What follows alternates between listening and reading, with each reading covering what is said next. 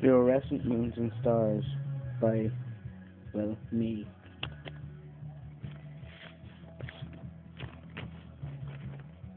Greg hated it when his parents were together. They always fought. Ever since he could remember, they've been fighting. Greg always blamed himself. Greg is 9 years old. This morning when Greg woke up, there was silence. He sighed with relief. They were asleep. Morning is practically the only time Greg ever gets any peace. Greg went downstairs and made himself breakfast. He sat down at the table. Then he heard someone coming down the stairs. He sighed again, this time out of disgust. His father walked into the room. "Good morning. How'd you sleep?" his father asked. "I slept okay. I had a really weird dream, though," Greg replied. "Oh, really? Tell me about it," his father asked, and he sat down beside Greg. "Well, it started off that you and I were playing football in the park, and I kicked the ball too far away, and it fell in the river. And for some reason, I jumped in after it, and next thing I know, I'm flying through the rapids and floated away under the bridge. Then I find I'm in Timbuktu or something, I can't remember, and I'm being pulled out of the water by these guys wearing big masks and had loads of piercings all around their body. Then I fell asleep in this hut thing, and then I'm being fitted for a tuxedo. And then it gets really weird, because then, next thing, I'm a waiter at this big fancy wedding. Like, I'm walking around serving drinks, and then I remember being, I don't know, shipped back up to you, and we went home. As if nothing happened," Greg told his father. "Well, that was pretty weird. That leads me to worry. What have you been watching on TV?" his dad asked. Greg shrugged. Then they both turned to see his mother standing in the doorway, smiling. "Morning, guys. How are you?" she asked. "Okay," Greg and his dad answered in unison. "There's no coffee up on the counter for you," Greg's dad said. "Oh, what? Am I too stupid to make it myself, Mama?" she answered venomously. "Whoa, okay, I just thought it'd be a nice thing to do for you, okay?" his dad replied. "Nice? Nice? Ha! I would rather make my own coffee, thanks," she screamed and threw the mug at the wall. It shattered against the floor. She turned to the table to see tears mixed with hatred, of which she had never seen before in Greg's eyes.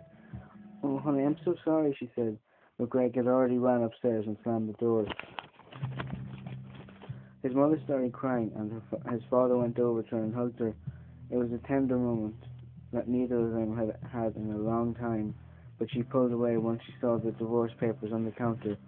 She went over and examined them and saw that he had already signed them. She put them down again and went to check on Greg in silence. Greg had his head in his pillows to muffle the sound of his crying. He looked up and his door opened. His eyes were red and puffy. Greg turned away from them as they came closer to him. "Go away!" he shouted. Greg's parents didn't know what to do, so they just left. His mother was crying. She blamed herself for all this. "So what am I supposed to... Am I just supposed to leave?" asked his father. "Yes, take your car, everything you own, and get out of this house," his mother said. Back in his room, Greg was sick of this constant fighting.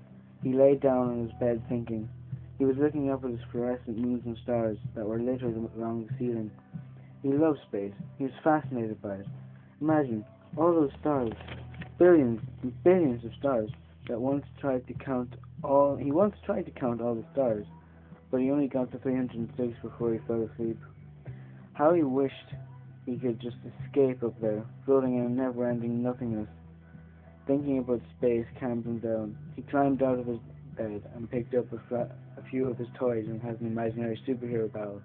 Playing with his toys made him feel happy, something that doesn't happen very often. He thought over his head.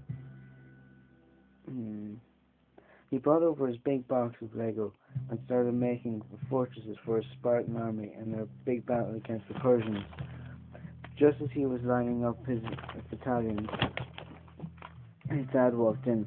Greg looked up at him excitedly. Dad, look at my armies. Aren't they so cool?" Greg asked his dad excitedly. Yeah, that is cool, kiddo. Listen, your mother and I decided it's best if I don't live here anymore," his dad said. "What? Why?" He looked at his mother in the doorway and then at his father. His father took him by the hand and led him downstairs. "I think that we just shouldn't live together anymore. There's too much fighting between your mother and I. It's not good for you," his father explained. "What?" Greg was so confused. "No, Dad, you can't go. Greg said, crying now.